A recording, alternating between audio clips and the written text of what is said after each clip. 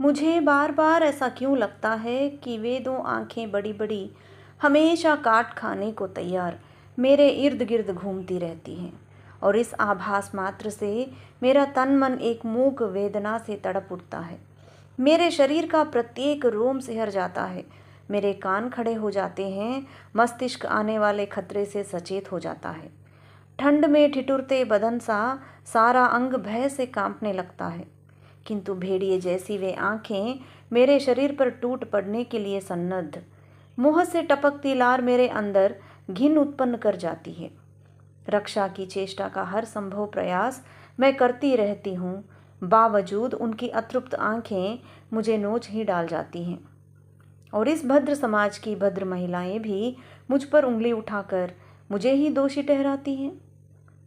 बड़ी चालाकी से भेड़िए की वे आंखें विजय प्राप्ति की मुस्कान लेकर भीड़ में खो जाते हैं और मैं असह्य वेदना से जीवन भर तड़पने के लिए हो जाती हूँ मजबूर।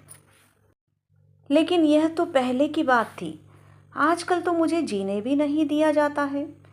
मेरे शील हरण के बाद मेरे अंग प्रत्यंग को नोच नोच कर मुझे जिंदा लाश बनाकर अट्टहास किया जाता है और फिर धीरे धीरे मुझे तड़पा तड़पा कर मरने को मजबूर कर दिया जाता है। अंतिम सांस तक मैं अपने आप को बचाने का प्रयास करती हूँ। अंतिम सांस तक मैं अपने आप को बचाने का प्रयास करती हूँ, लेकिन आखिर मैं हार ही जाती हूँ और फिर मेरे माँ बाप के सामने लाश बनकर पड़ी रहती हूँ। और फिर मेरे माँ बाप के सामने लाश बनकर पड़ी रहती हूँ।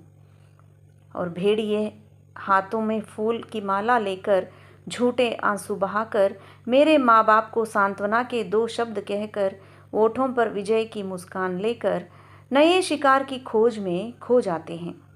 मेरी तरह फिर कहीं कोई लाश के सामने उसके माँ बाप फिर रोते रहते हैं।